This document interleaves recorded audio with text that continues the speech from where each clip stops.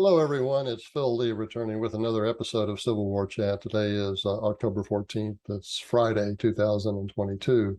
Click on the subscribe button here in the lower right to subscribe to future episodes, and also the notification bell in the far upper right to be notified when they are released. If you click on that notification bell, an historian who's doing a bad job of telling the truth about the Civil War and Reconstruction era will be cast out into the outer darkness where there will be weeping and gnashing of teeth.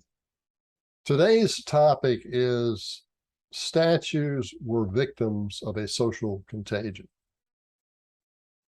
As the slippery slope of identity politics evolved into a madness about multiple genders, it is evident that Confederate memorials were the earliest victims of the social contagion. In a word, a fad.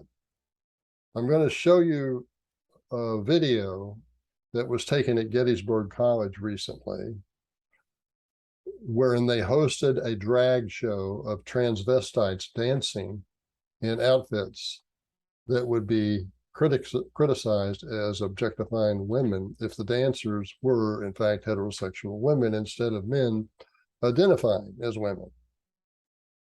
Watching only a few moments of the show discloses how the education at Gettysburg College has become corrupted compared to where it once was. So let me bring up that show. I'm going to just show you a little bit of it. I think you'll get the message once you see it, as to just kind of how bad it is. So I'm going to play a little bit of it now.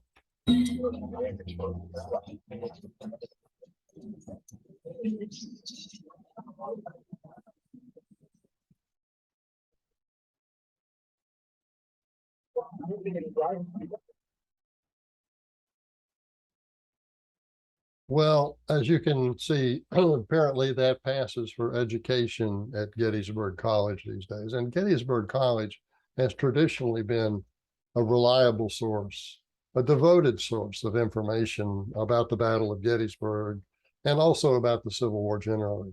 Now, with this kind of thing going on, you can see that the instructors, the professors, and the staff, they're focused on other things that I believe will prove to be fads before too long, and they'll be embarrassing fads. But let me continue.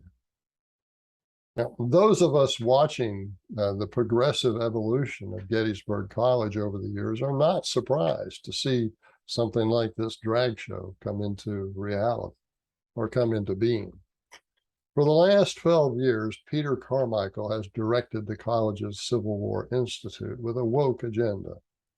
He fails to invite speakers to the annual summer conference unless their viewpoints conform to the rebels bad, Yankees good perspective that has increasingly dominated academia over the last 30 to 40 years.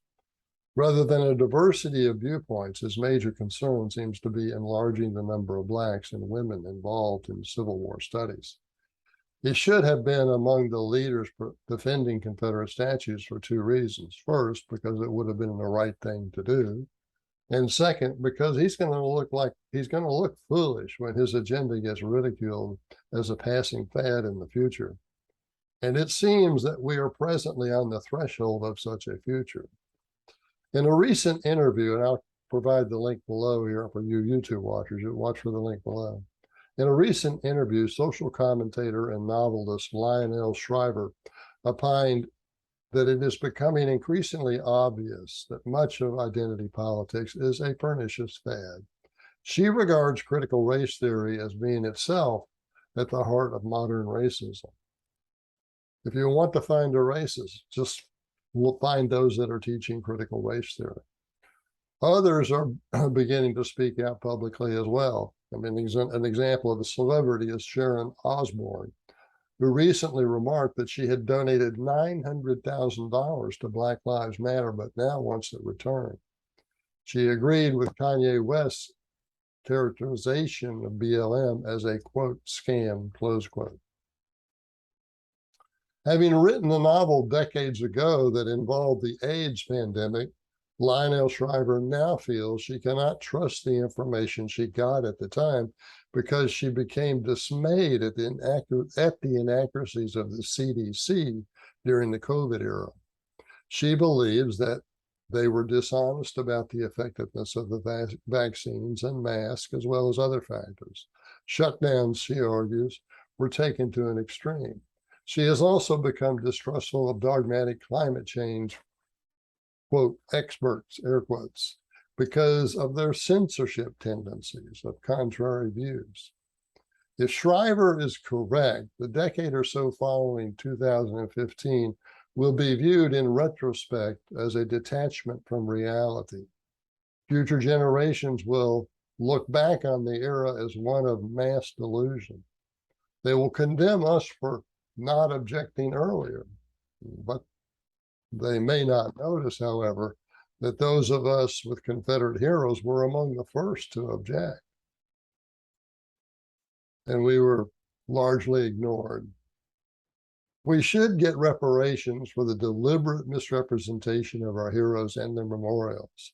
The Southern Poverty Law Center lies when they say the statues were set up during the Jim Crow era to promote white supremacy. They were erected during that period because the old soldiers were dying off and family members wanted to honor them before they were gone. This is the period between 1890 and 1920.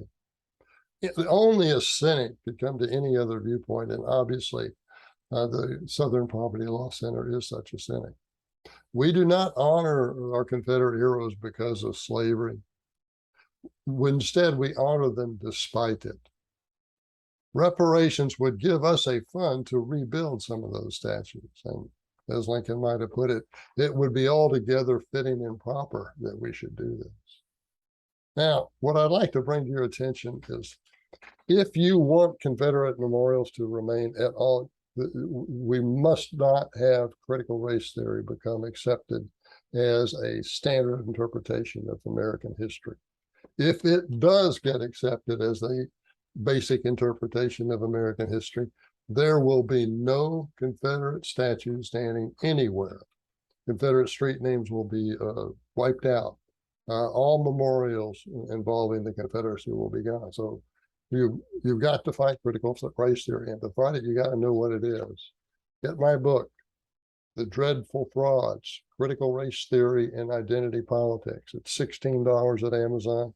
If you want an autographed copy, it's $20 from me. Email me, Phil, PHIL_Leigh, LEIGH @me.com. Now, understand, one of the strongest defenses that the critical race theory people have is I've seen them invite people that oppose CRT onto their shows. And these critical race theory advocates and say, okay, tell me, what is critical race theory? And far too often, in fact, it's almost common that the person that's being asked that question cannot answer it. So it looks like a fool in opposing critical race theory. To get the facts on critical race theory, just get this book, The Dreadful Frauds by Philip Leigh, Critical Race Theory and Identity Politics. Okay, that's our show for today, and I look forward to seeing you next time.